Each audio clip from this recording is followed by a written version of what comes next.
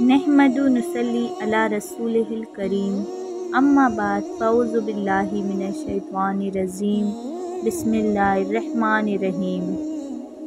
یقین اور بھروسے کا واقعہ۔ ایک آدمی دو بہت اونچی عمارتوں کے درمیان تنی ہوئی رسی پر چل رہا تھا۔ وہ بہت آرام سے اپنے دونوں ہاتھوں میں ایک ڈنڈا پکڑے ہوئے سنبھل رہا تھا۔ اس کے کاندھے پر اس کا بیٹا بیٹھا تھا۔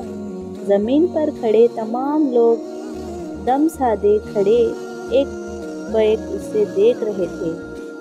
جب وہ آرام سے دوسری عمارت تک پہنچ گیا تو لوگوں نے تالیوں کی بھرمار کر دی اور اس کی خوب تعریف کی۔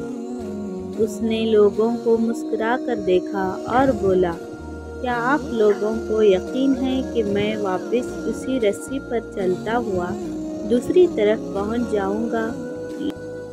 لوگ چلا کر بولے، ہاں ہاں تم کر سکتے ہو۔ اس آدمی نے پھر سے پوچھا، کیا آپ سب کو بھروسہ ہے؟ لوگوں نے کہا، ہاں ہم تم پر شرط لگا سکتے ہیں۔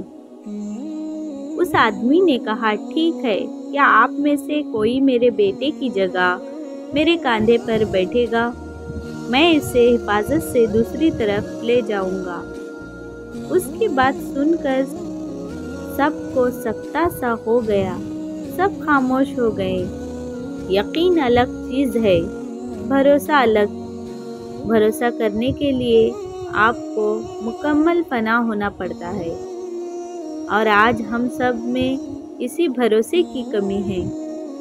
ہم اللہ تعالیٰ پر یقین تو رکھتے ہیں لیکن بھروسہ نہیں کر پاتے۔ تو یہ تھا یقین اور بھروسے کا واقعہ۔